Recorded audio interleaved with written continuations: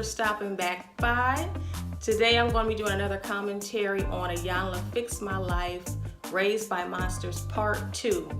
So if this is your first time here, thank you for checking out the video. And if you like the content, make sure you hit that subscribe button on your way out. So let's dig into it, guys. We're on Part 2 of Raised by Monsters. If you didn't see the first part, this episode was basically about 5 siblings who had to endure sexual abuse, emotional abuse, and physical abuse at the hands of their foster parents. And the worst part about it is that they had to engage in sexual activity with each other. So really depraved, really sick, really crazy, story. So part 2, we are going to meet Rita, which is the sibling's mother. And my first thoughts about this are basically, I don't know how Rita expects to have a relationship with these children after everything that they have been through. So I was really interested to see how Iyanla was going to do this. And, from the looks of things, she hasn't been in any interaction with these kids, like, ever. So, I don't know. I don't know how she's going to... I don't know. I don't know how she's going to do this. But, good luck to her. I hope eventually that they're able to get a bond and work everything out. So... we start with all of the siblings sitting at the table with Iyanla, and they're basically just catching up. It's 6 weeks later, and William explains that he's had a newborn that is like 10 days old, and everybody seems to be, pretty happy, like they're getting along. However, we find out that Kadeem and Kadira, the 2 youngest twins, they got into a really bad fight, and Kadira is like steaming mad about it. She says she don't care if Kadeem shows up or not. So I'm like, dang, that's messed up, because they just are 6 weeks out of their therapy session with Iyanla, and I know they had a lot of work to do, but I thought they would be doing better than this. Like, they got into a physical type fight, and I guess he pulled her hair and destroyed her house and everything. So far it's not looking too good as far as their healing. Iyanla talks to Shalimar, which is the oldest daughter, a little bit about Rita, the mother, and she basically tells her that she doesn't really care to have a relationship with her mother, because it was very clear to her that her mother only cared about the relationship she had with her boyfriend, her man, and where have I heard that before? Where have I heard that before? I don't know what it is with women and putting they men before their children, but I don't know, like, women, sisters, queens, like, we got to do better, because I'm so tired of hearing that same story. And we find out that Rita was addicted to drugs, but at the same time, like, I always hear this same story. The woman, or, whatever, can be addicted to drugs, but somehow or another, she finds time and the energy to stick with her man. No, she can't stick with the kids, but she can stick with that man. The D ain't that good. It just ain't. Anyway. Iyanla is basically responding to Shalimar at this point and telling her that, I know you guys are angry with Rita, but you really need to understand her story so you can empathize with her. And I get it. Everybody has a story. Everybody has a story. And she was addicted to drugs, and we find out that she had a lot of things going on in her childhood. But I just wonder, like, at what point are we going to use that excuse? Especially, we're dealing with this whole generational curse thing this whole season. So it's like, you understand what happened to you, so why wouldn't you want to do better? I don't know how long we can use that excuse. I really don't. But anyway, so the next scene, Rita and Iyanla sit down. Rita is 49, and Iyanla is basically explaining to her that, you know, a sorry is not going to be enough when you meet your children. Your children were basically tortured by their foster parents. So sitting down and just saying like, oh, I'm sorry, I was on drugs, is not going to be enough. And she wants her to really think about what are you going to do to rectify the situation with your children. So she asks her, you know, tell me your story. So Rita explains that she, like her children, her mother basically put her man before her, just like she did with her children. And her mother's boyfriends basically tried to, you know, sexually come on to her. I don't know if she was exactly raped, but I think there was something sexual going on there. They also beat her. And when she tried to tell her mother basically said, you know, oh, you just crazy. Ignored it, brushed it under the rug, put her man first, you know, put her man above her child. So again, if you knew that this was done to you, you know how your mother operates, why would you want to put it on your children? It's just hard for me to keep buying like, oh, I was on drugs. Maybe because she was on drugs, maybe I guess she didn't think about it. But, you know, again, generational curses. Just, I guess it's easier on the outside looking in, but I guess. So Rita also explains that after a while, I don't know if the abuse got so bad or what, she runs away. I think it was 13, maybe 13 or 16. She runs away from home. Of course, you know, it's not much you can do at that age. So she started prostituting and got into that street life. She was selling drugs, and she basically ended up getting pregnant, had Shalimar first, the oldest girl, at 16. And after that, she just had her children like stair steps, you know, like stair steps, one after the other, and I don't know at what point she got in jail or got in jail. I don't know at what point she got on drugs, but I don't know. I'm wondering, like, were the kids trick babies, or did she have a relationship? That's another thing. Like, where were the fathers? They might have been, you know, Johns, or, you know, whatever you want to call them. I don't know. They don't really go into that. But so, you know, that's the backstory on Rita. So in the next scene, the two twins sit down and talk to Iyanla, Qadira, and Kadeem, basically to talk about what happened with their little altercation, the little fight they got into. And she sits down with Kadeem first, and he tells her that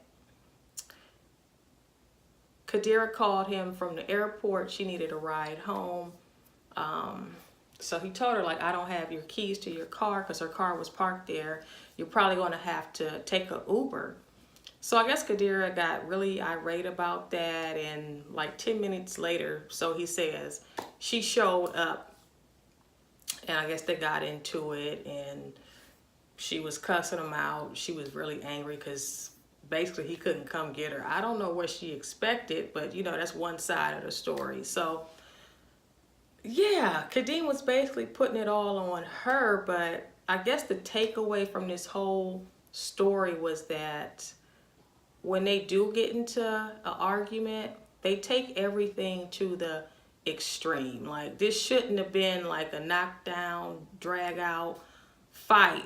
But since they have all these unresolved issues and traumas and shame and guilt, and I'm thinking that when they look at each other, they can't just see the issue that's right in front of them. They're looking more so at the whole backstory. You know, we had to engage in this sexual activity, so I'm sure there's a lot of anger, resentment, embarrassment, guilt. So it's probably not not hard to just blow up when you finally do start going at each other. So Iyanla was basically telling them that, like, this is not really the issue here. It's probably, you know, all of this built up shame and resentment and guilt is probably coming out all at once. So, excuse me,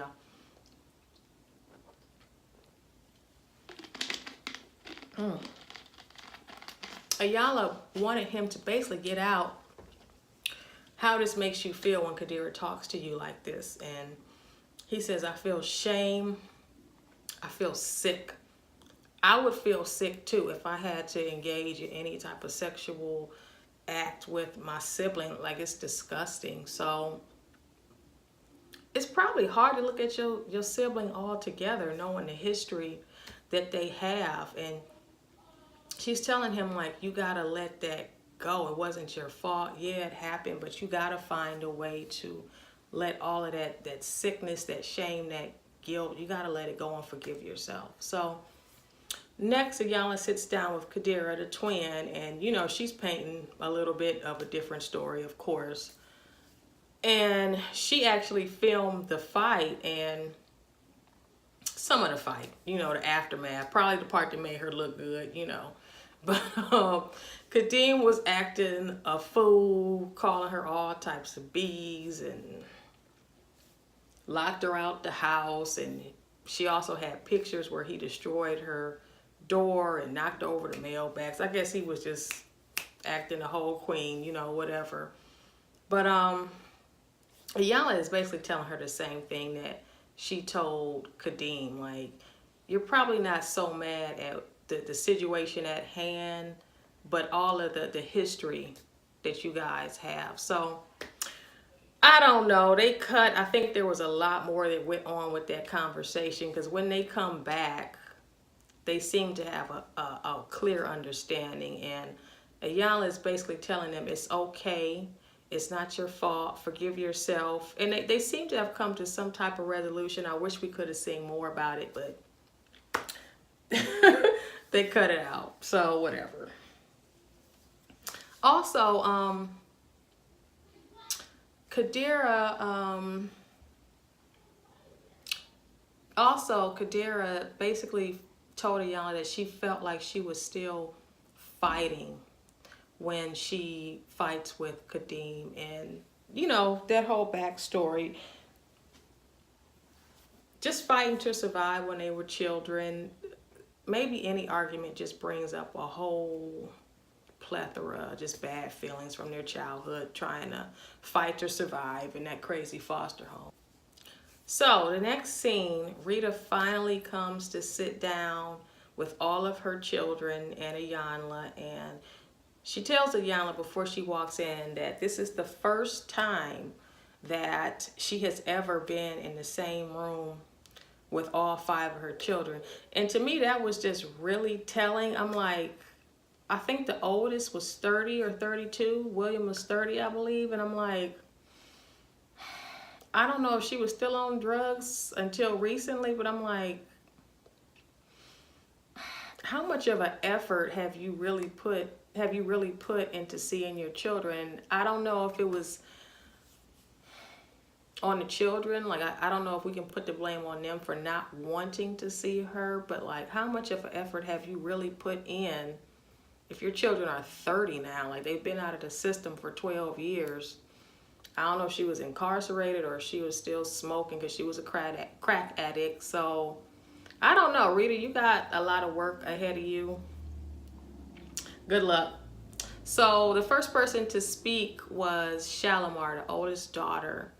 And she was basically explaining her story to her as a child with Rita's absence. And she tells Rita about how she was molested, I think, by 2 family members. And Rita is just sitting there like in awe, like, oh my God. And she also tells her how she told her grandmother, which is Rita's mother, about what was going on, and her mother didn't believe her. Also, you know, how when Rita was molested, she told her mother, and her mother didn't believe her as well. So Shalimar is, trying to figure out her mother's story. She's seeing how there was a generational curse there. And she also explains that she's really mad with Rita basically because of disappointment. She always made promises, I guess, to come and see her, and she broke those promises, and I can totally understand why she has that anger towards her mother, especially as a mother. That's who you look up to as a child, and when they keep breaking your heart over and over and over again, you kind of don't want nothing to do with them. You feel like, if my own mother don't love me, like, man, as a child, that can make you feel really, really low, really low. And also, I think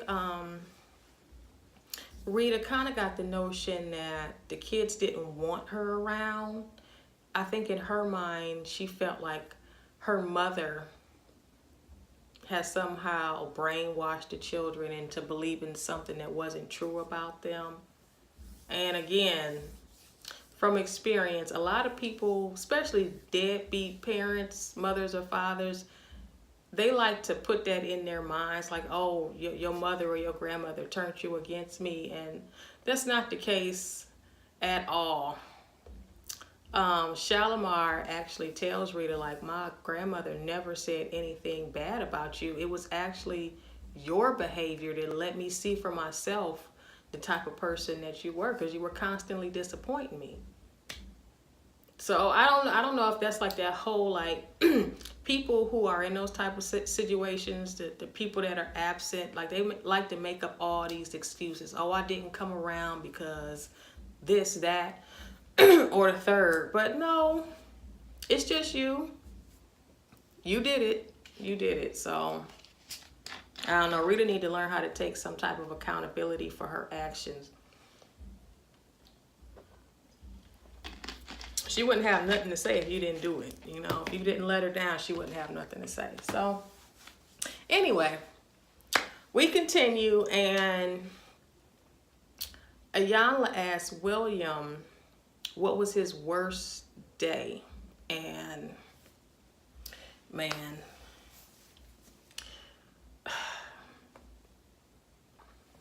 I'm gonna let y'all hear it. So basically, William, explains that whoever their foster parents was, the male in the situation, had them go to the basement, and I guess he was especially on one that day, and I guess he had punched William in the ribs, and then he told him to go over and kiss his sister, younger sister, Kadira. He said he didn't want to. I guess he got hit again, and so he did it. And Kadira started crying, and basically he says he lined us up one by one, and you can tell he did not even want to tell this story, because I mean it's just sick. Iyanla brings it out of him. Well, actually she brought it out of Kadeem. Kadeem kind of stands up, because I know William probably didn't want to tell this story, and he says that we had to perform oral sex on each other. And I mean, the mom was mortified, as she should be. I can only imagine the guilt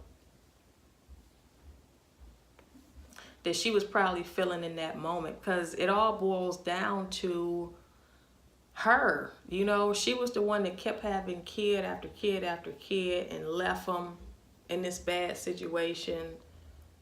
And to hear that your kids had to engage in sexual activity with each other, like, I bet her heart just dropped to the floor. Maybe it stopped beating for a second. I know mine would have just stopped beating for a second. That was just, I had chills going down my spine, y'all. That is so sick. It's so disturbing. Who would, like I said in the last one, like, who would want to see something nasty like that. I don't know who these people were, man. I don't know who these people were, but they was demons. They was just straight up demons. And Gadara was, telling her mother that, we were basically sex slaves from the ages of 5 to 13 years old. Which makes me wonder, I wonder if the foster parents did eventually get caught.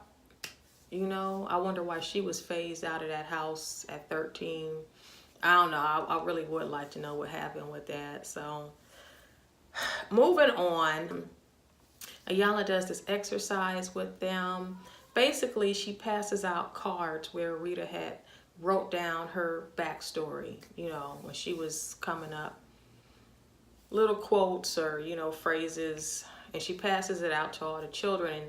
And she wants them to point out which one is most meaningful or significant in their own lives. So Kadira basically is the first one to go, and she says that I just wanted someone to save me. So these are her mother's sentiments, but that's exactly what she was feeling. So, another way that we can see how that generational curse was affecting Rita and her children.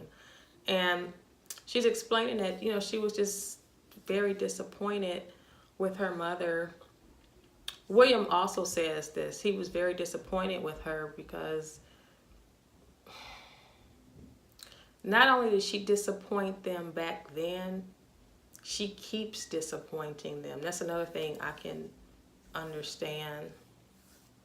It's one thing to make a mistake, but then when you have the power and the mindset to do better, but then you keep falling short, I think that hurts even more than the first time, because it's kind of like the first time you didn't know any better, but now you do, and you keep falling short. So it's like a slap in the face for me if I keep giving you chance after chance after chance and you keep disappointing me. So William is saying, like, we basically don't trust you. They don't trust her with their hearts. Why should they keep putting themselves in position to be hurt by this woman? And I don't blame them. They should totally have their guards up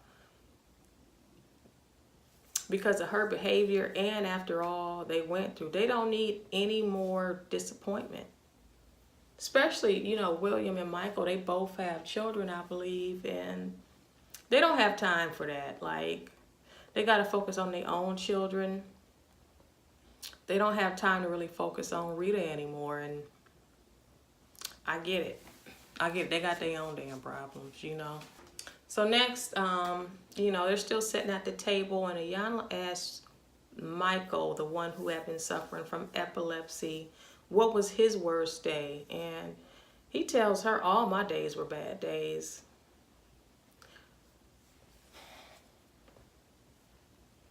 Which it was sad. He tells Rita and the rest of, the family his story. And the foster family, I think they had this thing called I don't know if it's a target child, but I learned about it in my foster care classes, where there's like this one child that they pick to just target the brunt of the abuse on. And I think he might have been that child. He says that the family told him that he used to ask for food too much. So they would give him a slice of bread in the morning and a small bottle of water, and the same thing at night, I guess, so he could stop asking for food. And I'm like,